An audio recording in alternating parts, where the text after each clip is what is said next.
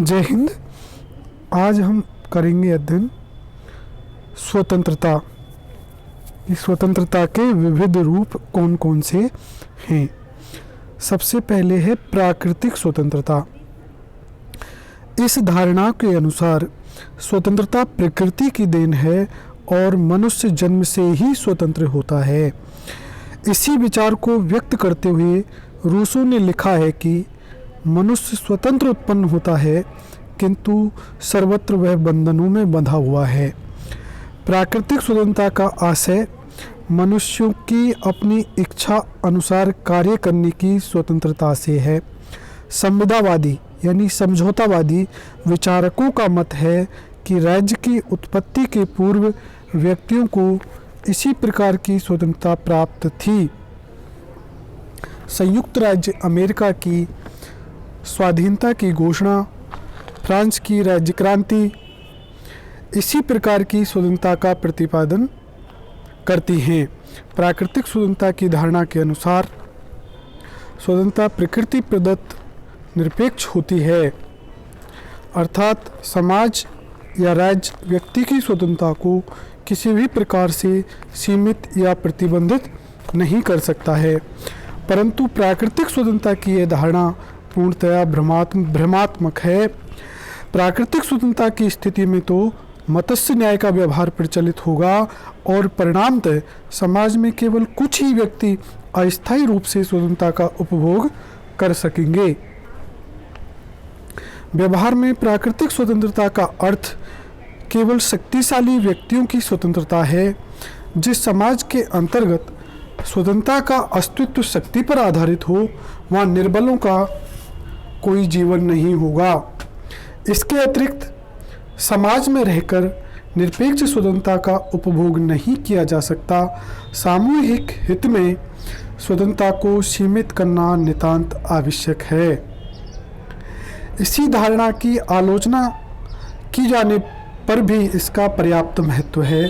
यह सिद्धांत इस बात पर प्रकाश डालता है कि प्रत्येक व्यक्ति की कुछ स्वाभाविक शक्तियाँ होती हैं तथा व्यक्ति के व्यक्तित्व का विकास इन शक्तियों के विकास पर निर्भर करता है।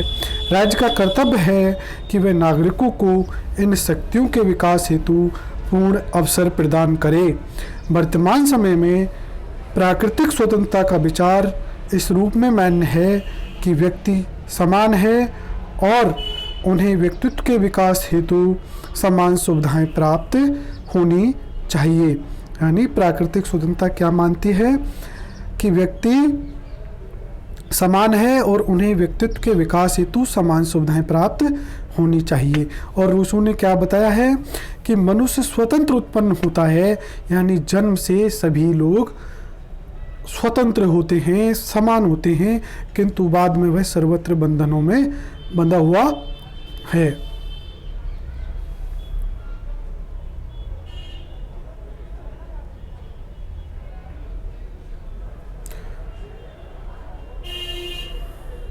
अगली है व्यक्तिगत स्वतंत्रता। इसका तात्पर्य यह है कि व्यक्ति के उन कार्यों पर कोई प्रतिबंध नहीं होना चाहिए जिसका संबंध केवल उसके ही अस्तित्व से हो। इस प्रकार के व्यक्तिगत कार्यों में भोजन, वस्त्र, धर्म और पारिवारिक जीवन को सम्मिलित किया जा सकता है। व्यक्तिगत स्वतंत्रता के समर्थकों के अनुसार इन संबंधित कार्यों में व्यक्तियों को पूर्ण स्वतंत्रता प्राप्त होनी चाहिए और व्यक्तिवादी और कुछ सीमा तक बहुलवादी विचारकों ने इस स्वतंत्रता का प्रबल समर्थन किया है। मिल व्यक्तिगत स्वतंत्रता का समर्थन करते हैं। नागरिक स्वतंत्रता। नागरिक स्वतंत्रता का अभिप्राय व्यक्ति की उन स्वतंत्रताओं से है जो व्यक्ति समाज या राज्य का सदस्य होने के नाते प्राप्त करता है। नागरिक स्वतंत्रता का मतलब वे स्वतंत्रताएं जो व्यक्ति राज्य या समाज का सदस्य होने के नाते प्राप्त करता है, जैसे हमारे संविधान में प्राप्त हमारे लिए स्वतंत्रताएं, मौलिक अधिकार। नागरिक स्वतंत्रता का उद्देश्य प्रत्येक व्यक्ति को समान अवसर और अधिकार प्रदान करना होता है। अतः स्वभाव से ये स्वतंत्रता असीमित या निरंकुश नहीं हो सकती है। नागरिक स्वतंत्रता दो प्रकार की होती है। शासन के विरुद्ध व्यक्ति की स्वतंत्रता और व्यक्ति और व्यक्तियों के समुदाय से स्वतंत्रता, शासन के विरुद्ध व्यक्ति की स्वतंत्रता लिखित या अलिखित संविधान द्वारा मौलिक अधिकारों के माध्यम से या अन्य किसी प्रकार से स्वीकृत की जाती है। नागरिक स्वतंत्रता का दूसरा रूप मनुष्य के वे अधिकार हैं जिन्हें वह राज्य के अन्य समुदायों और मनुष्यों के विरुद्ध प्राप्त करता है। साधारणतया नागरिक स्वतंत्रता का स्तर सभी राज्यों में एक सा नहीं होता है। सोवियत रूस के संविधान द्वारा अपने नागरिकों को कुछ विशेष आर्थिक स्वतंत्रताएं प्रदान की गई हैं, तो पश्चिमी प्रजातंत्रों के द्वारा नागरिकों को कुछ विशेष नागरिक स्वतंत्रताएं प्रदान की गई हैं। वस्तुतः जिस राज्य में नागरिक स्वतंत्रता का स्तर जितना ऊंचा होता है उसे उतना ही अधिक लोकतंत्रात्मक और लोक कल्याणकारी राज्य कहा जा सकता है। अगला है राजनीतिक स्वतंत्रता। अपने राज्य के कार्यों में स्वतंत्रता पूर्वक सक्रिय भाग लेने की स्वतंत्रता को राजनीतिक स्वतंत्रता कहा जाता है। लास्की के अनुसार राज्य के कार्यों में सक्रिय भाग लेने की शक्ति ही राजनीतिक स्वतंत्रता है। लीकोक राजनीतिक स्वतंत्रता का अर्थ संवैधानिक स्वतंत्रता से लेते हैं, जिसका विस्तार से अर्थ है कि जनता अपने शासक को अपनी इच्छा अनुसार चुन सके और चुने जाने के बाद भी ये शासक उसके प्रति उत्तरदायी हों। राजनीतिक स्वतंत्रता के अंतर्गत व्यक्ति को ये अधिकार प्राप्त होते हैं: मतदान का अधिकार, निर्वाचित होने का अधिकार, उचित योग्यता होने पर सार्वजनिक पद प्राप्त करने का अधिकार, सरकार के कार्यों की आलोचना का अधिकार। इन अधिकारों से ये स्पष्ट है कि राजनीतिक स्वतंत्रता केवल प्रजातंत्रात्मक देशों में ही प्राप्त की जा सकती है। राजनीतिक स्वतंत्रता के अभाव में नागरिक स्वतंत्रता का कोई मूल्य नहीं रह जाता है, क्योंकि राजनीतिक स्वतंत्रताओं के उपभोग से ही समाज का निर्माण संभव होता है जिसमें नागरिक स्वतंत्रताओं की रक्षा संभव हो सके। आर्थिक स्वतंत्रता। वर्तमान समय में आर्थिक स्वतंत्रता का तात्पर्य व्यक्ति की ऐसी स्थिति से है जिसमें व्यक्ति अपने आर्थिक प्रयत्नों का लाभ स्वयं प्राप्त करने की स्थिति में हो तथा किसी प्रकार उसकी श्रम का दूसरे के द्वारा शोषण ना किया जा सके। लास्की के अनुसार आर्थिक स्वतंत्रता का अभिप्राय है प्रत्येक व्यक्ति को अपनी जीविका कमाने की समुचित सुरक्षा तथा सुविधा प्राप्त हो। व्यक्ति को बेरोजगारी और अपर्याप्तता के निरंतर भय से मुक्त रखा जाना चाहिए, जो किसी भी अपर्याप्तता की अपेक्षा व्यक्ति की समस्त शक्ति को बहुत अधिक आघात पहुंचाती है। व्यक्ति को कल की आवश्यकताओं से मुक्त रखा जाना चाहिए। राष्ट्रीय स्वतंत्रता। प्रत्येक व्यक्ति की स्वतंत्रता के अधिकार के समान ही प्रत्येक राष्ट्र को भी स्वतंत्र होने का अधिकार होना चाहिए। राष्ट्रों की स्वतंत्रता संबंधी इस व्यवस्था को राष्ट्रीय स्वतंत्रता कहा जाता है। राष्ट्रीय स्वतंत्रता के विचार के अनुसार भाषा, धर्म, संस्कृति, नस्ल, ऐतिहासिक परंपरा आदि की एकता पर आधारित राष्ट्र का यह अधिकार है कि वे स्वतंत्र राज्य का निर्माण करे तथा अन्य किसी राज्य के अधीन ना हो। किंतु जिस प्रकार व्यक्ति की स्वतंत्रता दूसरे व्यक्तियों की समान स्वतंत्रता से सीमित होती है, उसी प्रकार एक राष्ट्र की स्वतंत्रता दूसरे राष्ट्र की समान स्वतंत्रता से सीमित होती है। संपूर्ण मानवता के हित में ऐसा होना भी चाहिए। नैतिक स्वतंत्रता। व्यक्ति को अन्य सभी प्रकार की स्वतंत्रताएं प्राप्त होने पर भी यदि वह नैतिक दृष्टि से परतंत्र हो तो उसे स्वतंत्र नहीं कहा जा सकता। नैतिक स्वतंत्रता ही वास्तविक एवं महान स्वतंत्रता है। नैतिक स्वतंत्रता का तात्पर्य व्यक्ति की उस मानसिक स्थिति से है जिसमें वह अनुचित लोभ लालच के बिना अपना सामाजिक जीवन व्यतीत करने की योग्यता रखता हो। काम्टे के विचार में व्यक्ति की विवेकपूर्ण इच्छा शक्ति ही उसकी वास्तविक स्वतंत्रता है। प्लेटो, अरस्तु, ग्रीन, बोसांके तथा कांट ने इस बात पर बल दिया है कि नैतिक स्वतंत्रता से ही मनुष्य का विकास संभव है।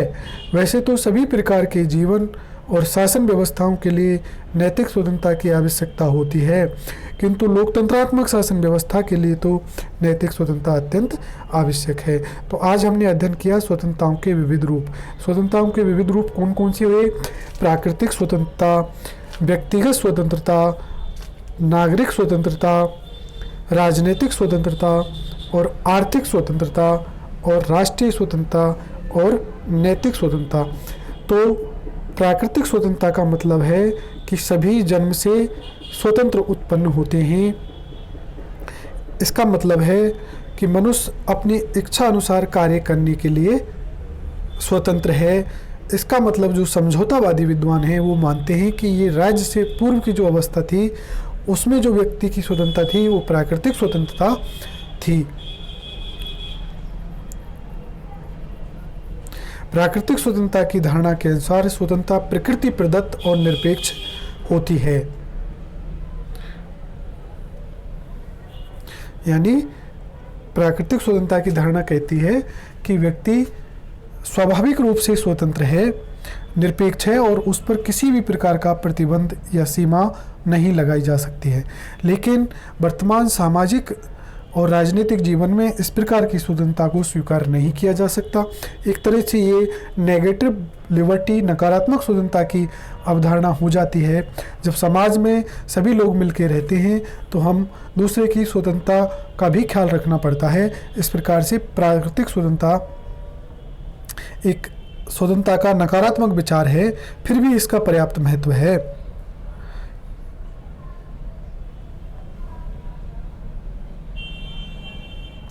तो वर्तमान समय में प्राकृतिक स्वतंत्रता का जो विचार है वो इस रूप में मान्य है कि व्यक्ति समान है और उन्हें व्यक्तित्व के विकास हेतु समान सुविधाएं प्राप्त होनी चाहिए।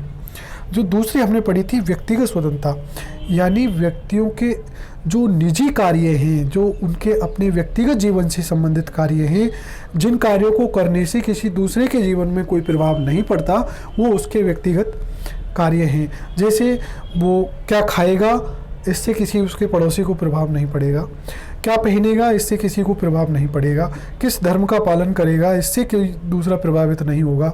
पारिवारिक जीवन, तो इस प्रकार की जो स्वतंत्रता है ये व्यक्तिगत स्वतंत्रता है, इन पर कोई भी प्रतिबंध नहीं होना चाहिए क्योंकि ये केवल व्यक्ति के उसके अस्तित्व से संबंधित हैं। तो ये जो उस व्यक्तिगत स्वतंत्रता के समर्थक हैं, इनका मानना है कि जो व्यक्ति से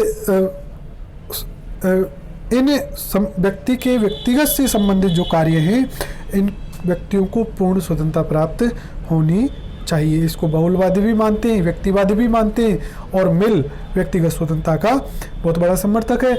उसने व्यक्ति के कार्यों को दो भागों में बांटा। एक व्यक्ति के निजवाचक कार्य, ऐसे निजी कार्य जिनका दूसरे के जीवन में प्रभाव ना पड़ता हो, और ऐसे कार्य जो दूसरे के जीवन को प्रभावित करते हों। नागरिक स्वतंत्रता का मतलब है एक देश का नागरिक होने के नाते, एक राज्य का सदस्य होने के नाते जो स्वतंत्रताएं हमें प्राप्त होती हैं वो नागरिक स्वतंत्रताएं हैं।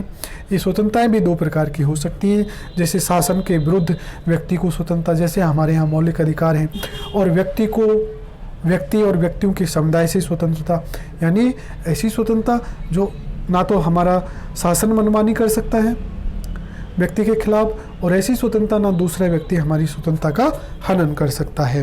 तीसरी, राजनीतिक स्वतंत्रता का सीधा मतलब है राजनीतिक कार्यों में सक्रिय रूप से भाग लेने की आज़ादी, जैसे चुनाव लड़ना, वोट देना और सार्वजनिक पद प्राप्त करना। अगला, आर्थिक स्वतंत्रता। आर्थिक स्वतंत्रता का मतलब है जीवन यापन के साधन पर्याप्त मात्रा में हों, हम जीविका कमाने के लिए